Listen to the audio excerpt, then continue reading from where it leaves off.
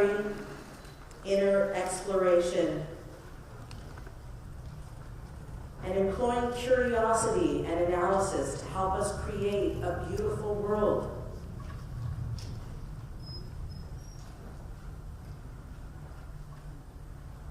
We talk about our lives transcend time and space.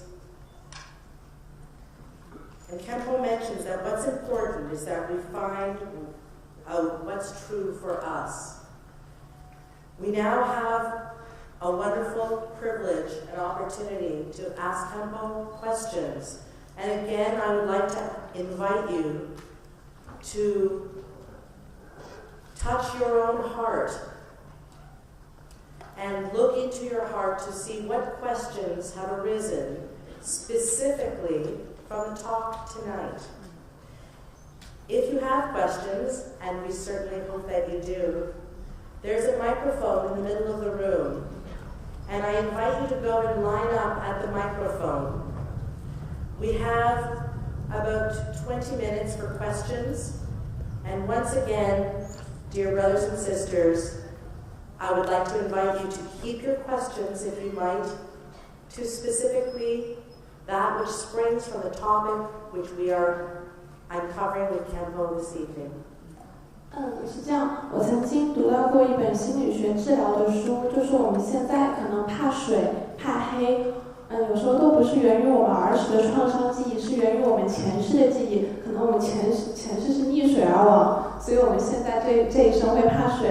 然后我就想问一下，您是怎么看待这种观念？就是有时候我们做的催眠治疗，去让你提醒，就是让你回忆起你前世的记忆，会不会对治愈我们的潜意识，就是我们天生有一些本能的恐惧，会不会有帮助？谢谢。So her question was, sometimes we have some specific fear of water or fire or something like that. And she read a book, it's a psychotherapy book, and it says the reason maybe because in our past life we may die of like drowning in water, so then we have a fear of water. So she wants to know that. 其实我们情绪上的很多的发生呢，也是有各种因缘的。有些呢，可能跟前世有一定的关系，有些呢也不一定。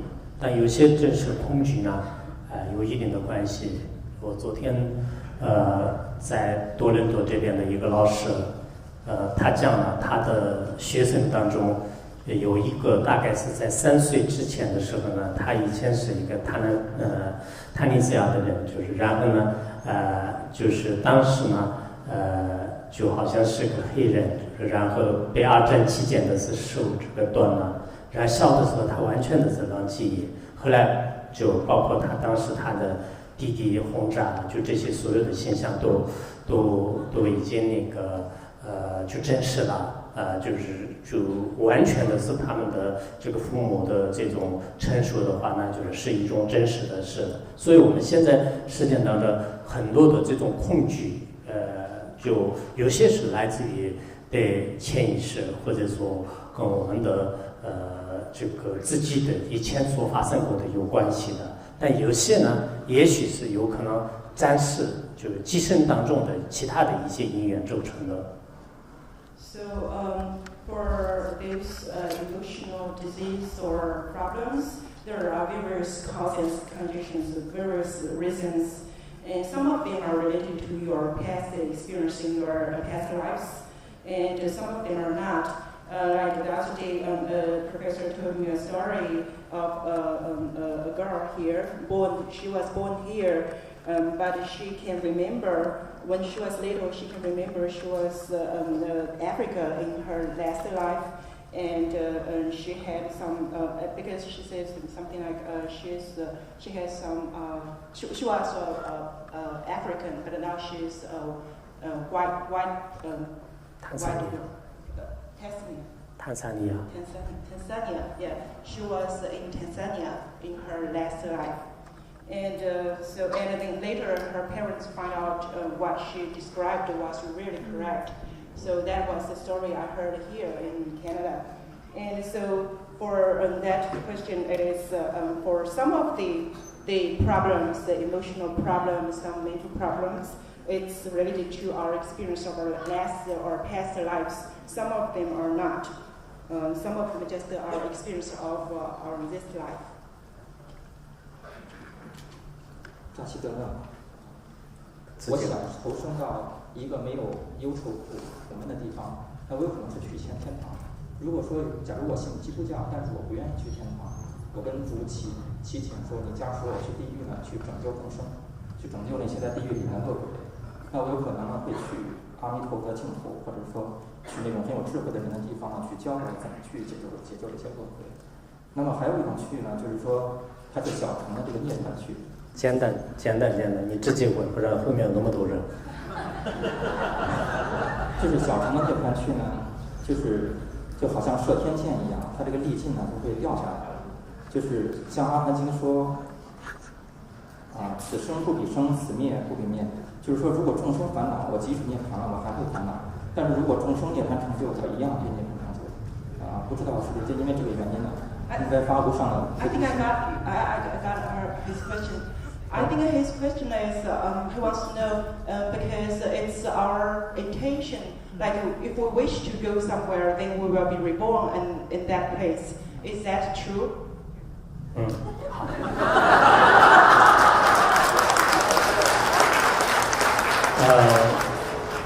这样的，他的问题呢听得不是很清楚的，但是呢，大概的讲呢，就总的来说，我们这个心持善法的话，无论是天堂极乐世界，如果心持善法呢，即使你不愿意去的话呢，也可能自然而然就是因缘具足是而去。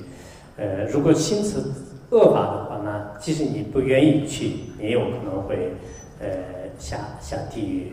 所以呢，我们的一些意乐呢，可能有时候是起到真实的作用，有时候呢，它有了因的时候呢，过自然而然会显现的。So like when sometimes we wish we can be born in heaven, or sometimes we wish we can be born in Pure Land. That wish can sometimes play a role or can have some effect. But at the same time, if you do virtuous things, if you do virtuous deeds, and you wish you go to hell, that won't happen because the cause will bring that specific effect. And if you do very non-virtuous deeds, and then you wish you to go to heaven, then that won't happen either because the cause will bring that effect. And so if you wish you go to Pure Land and at the same time you do virtuous things, then both of these causes will make you go to there.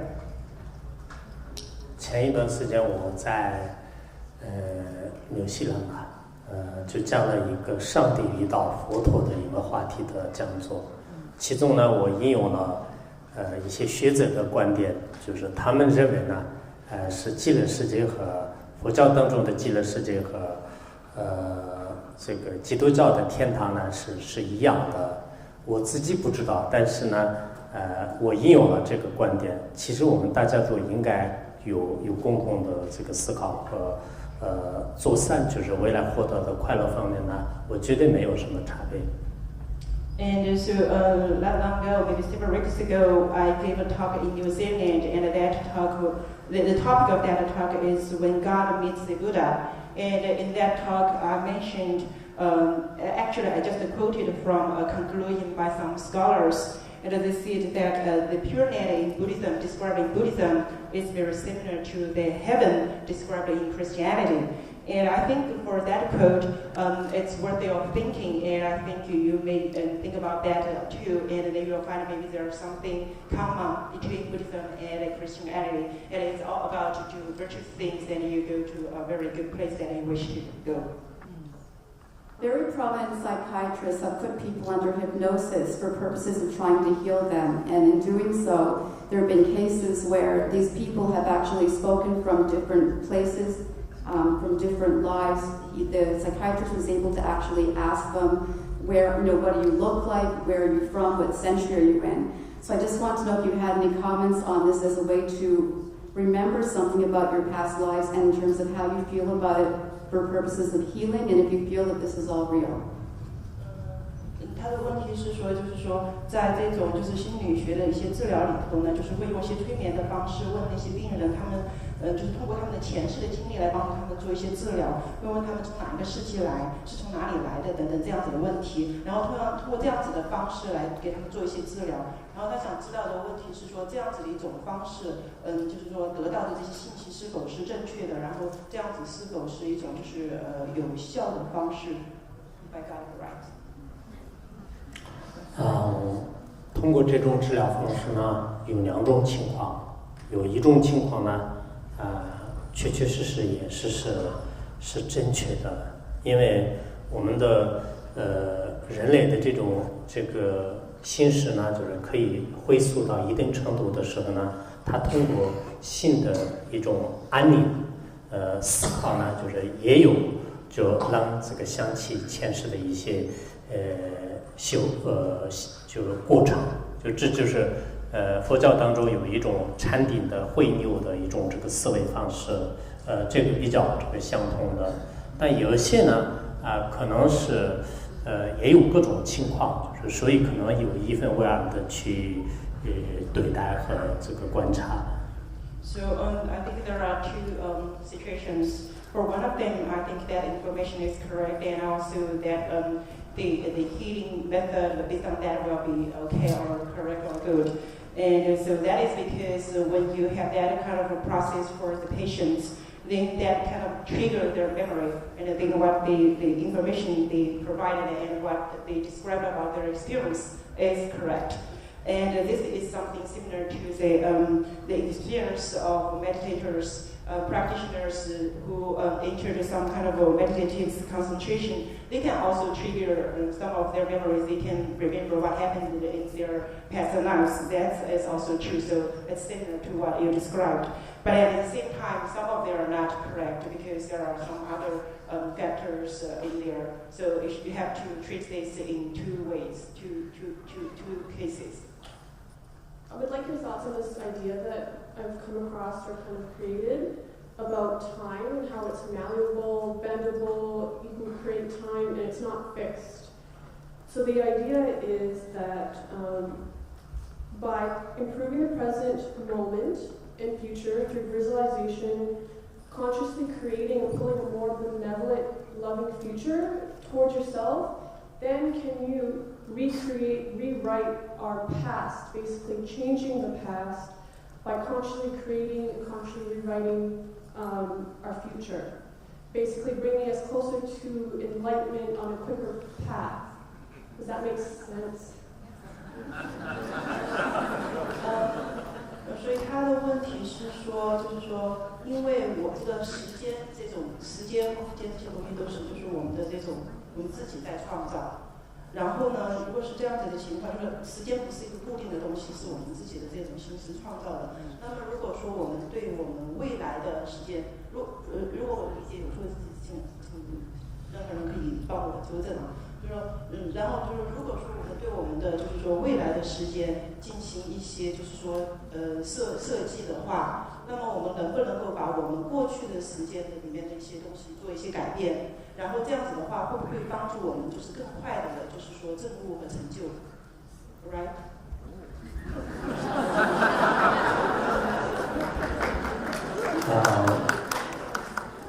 它是有2种方式来理解。我们的事件，从深意当中，事物的真实意当中观察的时候呢，未来的事件就是它已经毁灭完了，现在一点也是得不到的，而未来的还没有来，过去的事件已经灭完了，它不可能得到。那么现在的事件呢，也可以通过这种方式观察的时候呢，都得不到的。所以佛教当中有很多的3世的观察方法，通过这样的方法呢，我们就是得不到的。不仅仅是事件，包括我们今天在座的一切的任何事物都是觉知空性的时候没有。但是你在现实当中，生活当中呢，未来呢，这种事件是不能承认是虚幻的。它还有我们的计划、我们的梦想、我们的许许多多的这种设计呢，就是也需要这个设计。但是呢，对我过去的事情呢，只是通过一种会议以外呢，就没办法就是再进行回溯。So to address your question, there are two levels of understanding about time. And so in Buddhism, we see at the upper level, all the time, the past, future, and present, they are all emptiness. They are all empty. And because for the future time, it has not yet present, so it's empty. And also for the past time, it's already disappeared, it's already gone, so it's also empty. And for the time right now, it can also be separated into future and past, and then when you divide them into very, very small units, then you'll find they are not there at all either. And so this is a way for us to analyze the 3 times, and then we will find that they are all unfindable. And and it's also true for everything in front of us today, like all the chairs, tables, or all the things. They are all, and the nature of them are also empty. But at the conventional level, all the past, future, and present times are all present. And so we have our plan, we have our dream for our future. And then what happened have already passed, and we can only think about that in our memory. Thank you.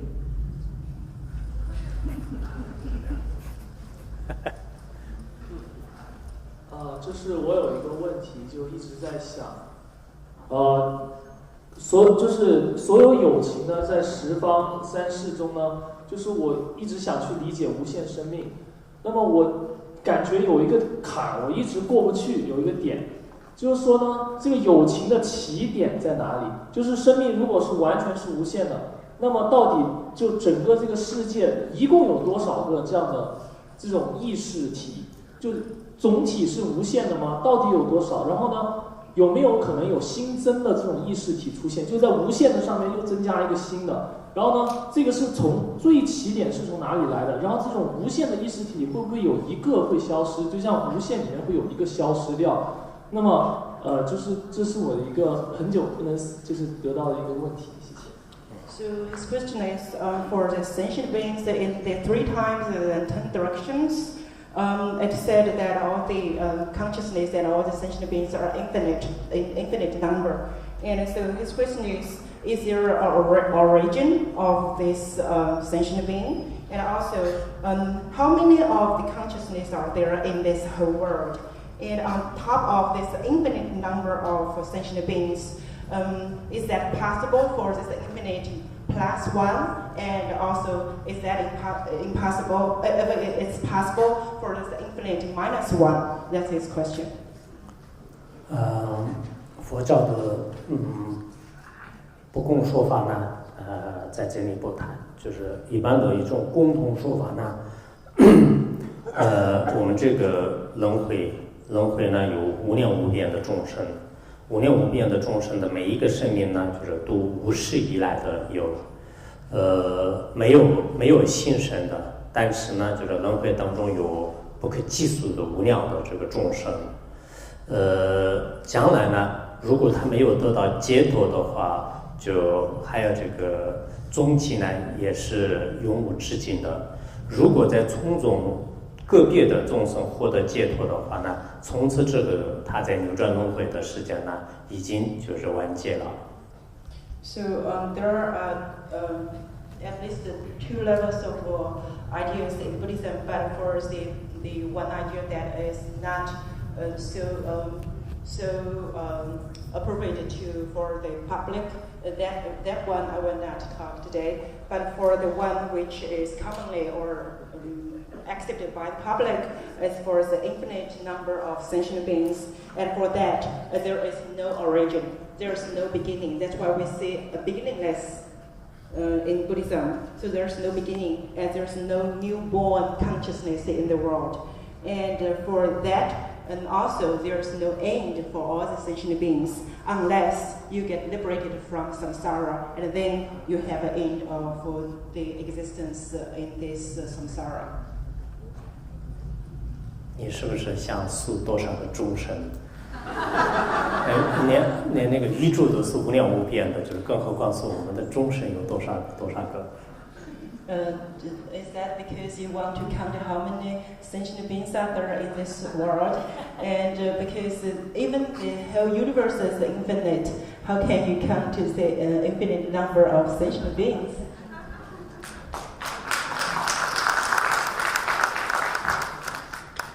Khenpo 就是的嘞。第一个问题就是师父有说到想知道你的转机投入佛门的原因，最大的转机是什么？第二个是你辩经辩了那么多，说解决了很多问题，最大的问题解决了哪一个？谢谢。你是藏族人吗？是的。OK。So his question is, what made Khenpo make the decision to become a monk? That's the first question. And the second question is, you said you had a long time debating with other monks in your monastery, and you solved a lot of problems and dispelled a lot of doubts. And what is the biggest question that you think you have already get rid of? 首先第一个呢，也特别感谢你们这个理解本来我的行程当中的话，昨天有个别的一些人也有一些想法跟大家共同聚一聚，但是因为时间的安排，就是这次呢，就是包括一些其他的一些学者的对话，就这样的话呢，就去年的时间有一些安排。那么就刚才你所问的也就是说我的这个去入佛门的话呢，你也应该清楚，一般在我们的这个藏地的话呢，当你这个来到这个世界的时候呢，基本上是一个佛教的，就是这么一个家庭和佛教的一个世界，所以呢，我也没有这个其他的这个选择，就是只有这个从小的是进入这样的这个生活当中，那么后来呢，虽然我去学校还要在其他的一些经历，但是在这个时候呢，我的信仰和我的这种观点呢，就一直这个坚持了。所以我自己认为呢，我也是在将来的我的有生之年当中呢，我的这种这个怎么说就是见解呢，应该不会释怀的，因为我是通过千辛万苦。就是用一定的理论的这种观察，然后把自己建立起来的一种观点，所以我自己认为呢，这种观点是最可靠的，最能配得上自己的这种生命。So first of all, I really appreciate your understanding for me to use Chinese instead of Tibetan to give this talk. And because my schedule is really tight, so I cannot meet any of you yesterday or something. Khenpo said that. And so that's the first thing. And then, for your first question, because in Tibet, as you know, because you are also Tibetan, you understand that when we just when we was born in this world, that is already a Buddhist world. And before I can make any choice, I already entered the Buddhist world. So that's why I think I was born as a Buddhist, and also because through my education and through my study, in my spare time when I go to school, I find that there are a lot of things that can really make my belief in Buddhism stronger and deeper. And also I think that is because everything that I have already established, all the ideas, all the theories in Buddhism that I have established in my mind is from my own study and from a lot of efforts that I put into the study. And so I believe that my view in Buddhism will not degenerate. And also I think all those views, all those ideas, theories that I believe right now is also very reliable because it's already went through my own thinking and my own analysis. And I think that also compatible with my role. We have time for 2 more succinct questions. 这里看过，我的问题是，怎么样界定这个有情生命和无情生命？因为，我们这个世界充满着，我们这个世界充满着非常微小的生命啊，像这些个微生物啊、细菌呐、还有病毒啊，像我们怎么样判断它是有灵魂还是没有灵魂？ So this question was how can we distinguish sentient beings from non-sentient beings? Like for those microbes, those bacteria, viruses, how do you think about that? 是这样的，我们的细菌啊，包括一些所谓的 DNA 啊，就是在生物学当中就是所讲到的微细的这些生命啊。生命在从广义上的这个生命呢，应该是有些是有的，而从狭义的就是终身的这个生命，所谓的终身呢，实际上在佛陀在相关的经典当中讲，有声韵、数韵、相韵、识韵、性韵，五蕴俱入的，就这样的这个结合呢。就可以是称之为是有情。如果任何一种这个群体它没有这样的这个五蕴聚合的话呢，虽然它有可能翻译，它有繁衍，它有各方面的这个演变和升华和最后的灭亡，但是它呢就是只是我们在生物学上面的所谓的翻译而取名为的就是生命而已。因此，我们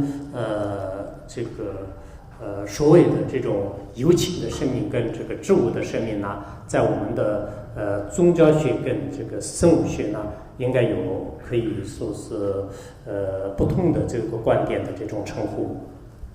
So address your question, and it is true there are different forms of life, such as bacteria, viruses, all those microorganisms. And in general, a broad concept of that, they are all life, and all forms of they are all forms of life. But for sentient being, this kind of concept in Buddhism, and the definition of sentient beings is the aggregation of the forms, the feeling, and perception, consciousness, and these 5 aggregates. That kind of thing make the definition of sentient beings. So then when we talk about other forms of life like plants or those things, we see, and although they undergo some growth, development, and death or something like that, but we cannot call they are sentient beings. So the concepts are different. 师傅你好，我的问题呢听起来可能会比较肤浅，但实际上一直就是我比较困惑，因为就是比如怎么说呢，就是说我这个人我觉得比较关心身边朋友的人，也喜欢帮助人。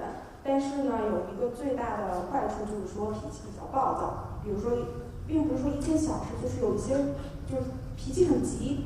然后因为我总在想控制自己，但是我觉得，尤其是在我学佛这个过程当中，比较更难控制。比如说一件事情我在想的时候，或者是跟朋友说的时候，我可能就会说出很多不太好听的话。然后这个过程我在想，是不是我的心魔呢？或者是说在抑制我在修行的这个魔呢？因为我有的时候在说这个事情的时候，我明明知道这个是不对的，或者是说要控制自己，但是就是很难。所以我想知道怎么能够抑制这种比较丑陋的这种心魔呢？因为脾气比较暴躁的话是比较那个火烧功德林的嘛，而且对身边的人都不是很好，又就是说对大家都没有好处，所以我想说怎么能够提高自己？因为我并不觉得这个是跟自己的那个就是说素质有关系，但是我觉得这个是跟自己的脾气非常有大关系的。谢谢。So her question was, so she likes to help people, but she finds out that she has a very quick temper, and she always says very bad words to people, and she cannot control herself, and she thinks there are some consciousness demon that kind of control her. That's why she cannot avoid saying those bad words. So she then that kind of harm other people, and she does not believe that's her own personality. So she wants to know how to get rid of that kind of uncontrollable situation. 翻译的太对了，谢谢。怎么讲？其实我们人，生来有些人呢，可能嗔恨心比较严重，有些人呢，贪欲比较严重。不过你发现自己有这样的缺点呢，这是很好的，慢慢就是可以改。而改的方式呢，我倒是建议，你可能是个佛教徒，如果佛教徒呢，最好是这个学一学如菩萨行人的安忍品，因为这个安忍品大概有100多个颂词，这个学完了以后呢，我认识的很多人，他就以前是暴躁的，后来呢非常平静的，甚至有一些呢，就非常的这种修行呢，就非常的好的，就所以说呢，我想可能就是通过一种训练，还有必要的时候呢，磕头啊，就是外面跑步啊，就是对自己的身体的一种磨练，来逐渐心得到就是跳入激情轻松，这样之后呢，这也是一种方法啊，就应该有办法的，慢慢来吧。